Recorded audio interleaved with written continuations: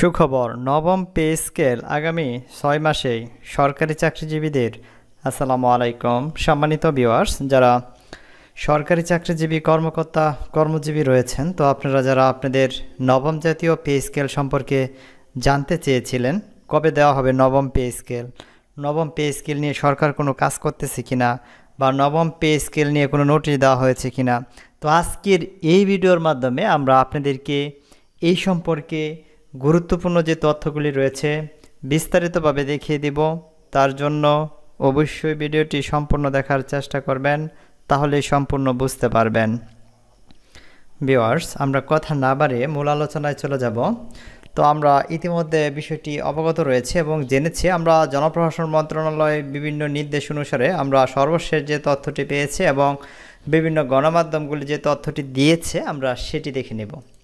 এখানে নবম পে কমিশনের কর্মচারীদের হওয়ার প্রত্যাশা, অর্থাৎ নতুন পে কমিশন কর্মচারী বান্ধব হওয়ার প্রত্যাশা নিয়ে তথ্য দেওয়া হয়েছে এবং বলা হয়েছে কর্মচারীদের জীবনযাত্রার মান উন্নত করা এবং তাদের কাজে উৎসাহ দিতে সরকার সাবেক অর্থ সচিব জাকির আহমেদ খানকে চেয়ারম্যান করে জাতীয় পে কমিশন গঠন করে প্রজ্ঞাপন জারি করেছে সরকার।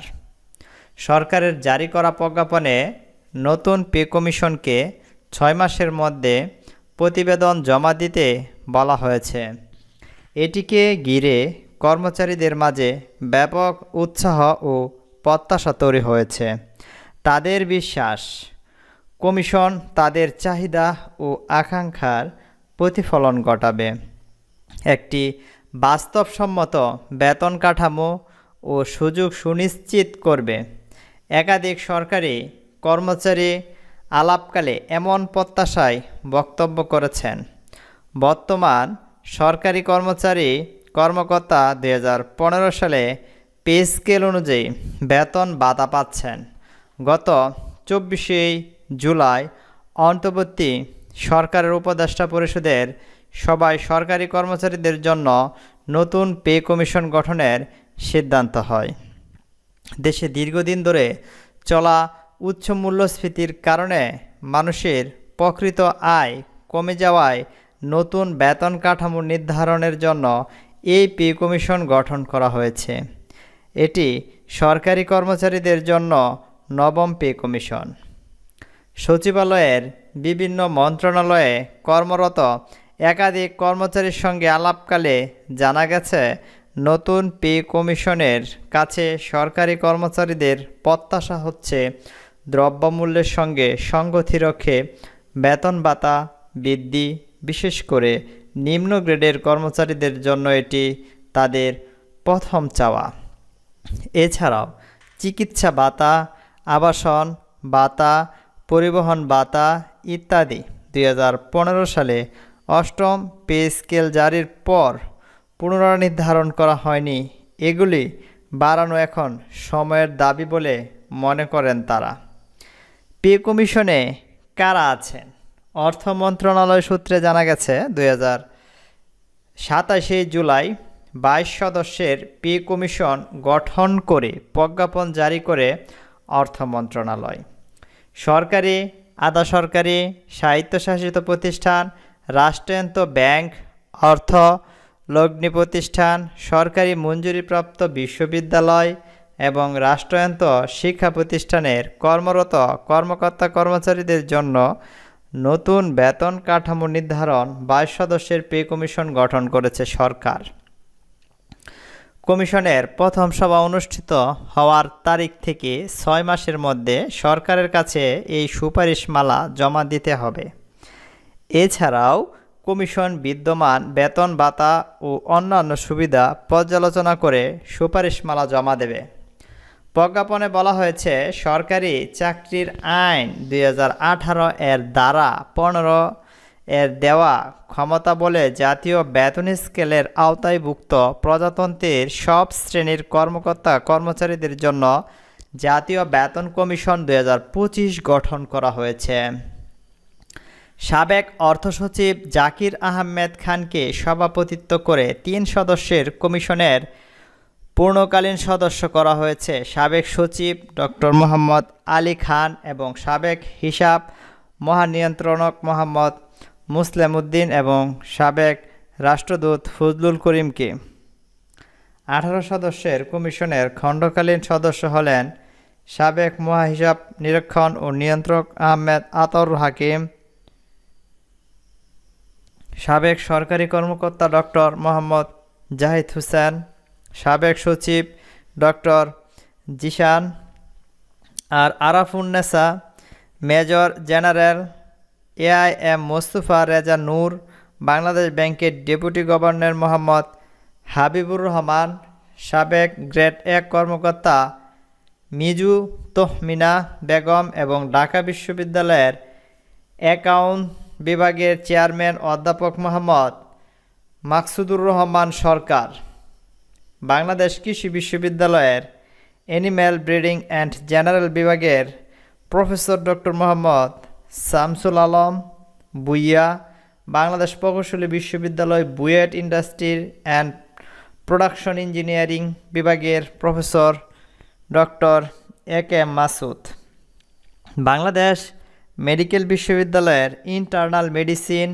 বিভাগের সাবেক চেয়ারম্যান অধ্যাপক সৈয়দ আতিকুল হক এবং বাংলাদেশ উন্নয়ন গবেষণা প্রতিষ্ঠানের মহাপরিচালক অধ্যাপক AK এনামুল হক, সশস্ত্র বাহিনীর একজন প্রতিনিধি, আইন ও বিচার বিভাগের একজন প্রতিনিধি, আইন বিচার সংসদ বিষয়ক মন্ত্রণালয়, জনপ্রশাসন মন্ত্রণালয়ের একজন প্রতিনিধি, জননিরাপত্তা বিভাগের একজন প্রতিনিধি, স্বরাষ্ট্র মন্ত্রণালয়ের একজন প্রতিনিধি, institute of charter account of Bangladesh এর president, federation of Bangladesh chamber of commerce and industrial সভাপতি এবং অর্থ মন্ত্রণালয়ের অর্থ বিভাগের অতিরিক্ত সচিব।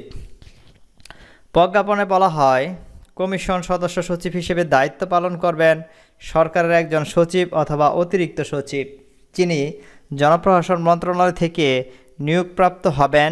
কমিশন প্রয়োজন খণ্ডকালীন সদস্য কোঅপ্ট করতে পারবেন। পে কমিশনের কর্মপরিধি।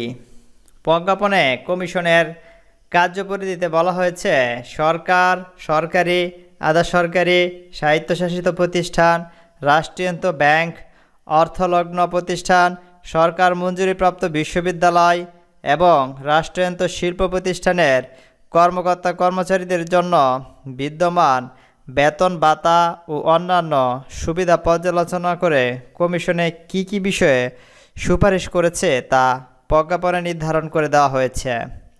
এরই মধ্যে রয়েছে কর্মকর্তা ও কর্মচারীদের জন্য একটি সমোপযোগী ও যথোপযুক্ত বেতন কাঠামো নির্ধারণ, বিশেষত চাকরিধারীদের বেতন কাঠামো নির্ধারণ, বেতন ভাতার উপর আরোপযোগ্য কর, জাতীয় বেতন স্কেলের আওতায়ভুক্ত কর্মকর্তা কর্মচারীদের কর্তৃক সরকারি পরিশোধ করার ক্ষেত্রে বেতন কাঠামো স্থিরকরণ, বেতন বহির্ভূত অন্যান্য সুবিধা যেমন বাড়ি ভাড়া, চিকিৎসা ভাতা, যাতায়াত আপ্যায়ন, কার্যভার, মহাজ্ঞ, উৎসব, শান্তি বিনোদন, দুলাই ইত্যাদি ভাতা মূল্যস্ফীতির সঙ্গে সামঞ্জস্যতা রেখে কর্মকর্তা কর্মচারীদের বেতন সমন্বয়ের পদ্ধতি নিম্নরূপ। এছাড়াও সুপারিশ প্রণয়নে কমিশনের বিবেচ্য বিষয় এখানে উল্লেখ রয়েছে। বিবেচ্য বিষয়গুলি সূত্র আরও জানিয়েছে, সরকারি চাকরিজীবীদের দাবিগুলো কি কি। ইতিমধ্যে সরকারি চাকরিজীবীদের বিভিন্ন উপায়ে তাদের দাবিগুলো উপস্থাপনা করেছে। যেসব দাবিতে এতদিন আন্দোলন সংগ্রাম করলেও তা পূরণ হয়নি, তাদের দাবিগুলো হচ্ছে, গঠিত পে কমিশনের সুপারিশ যেন স্বল্প সময়ের মধ্যে বাস্তবায়ন করা হয়। এর আগে অন্তর্বর্তী সরকারের জন্য যে 50% মহাজ্ঞ ভাতা প্রদান করতে হবে, সরকার চাপের মুখে পড়ে 10 থেকে 15% বিশেষ সুবিধা দিয়েছে, যা কর্মচারীদের বৈষম্য বাড়িয়েছে। 10 ধাপে বেতন স্কেল নির্ধারণ সহ পে কমিশন কর্মচারীদের প্রতিনিধি রাখতে হবে। সচিবালয়ের মতো সব দপ্তর অধিদপ্তর পদ নাম পরিবর্তন, 10ম গ্রেডে উন্নতি করা এবং এক ও অভিন্ন নিয়োগ বৃদ্ধি প্রণয়ন সহ টাইম স্কেল সিলেকশন গ্রেড পুনর্বহাল সহ বেতন জ্যেষ্ঠতা পুনর্বহাল, বিদ্যমান গ্র্যাজুয়েটি আনুতোষিক হার 90% বদলে 100% নির্ধারণ, পেনশন গ্র্যাজুয়েটি 1 টাকার সমান 500 টাকা নির্ধারণ করতে হবে।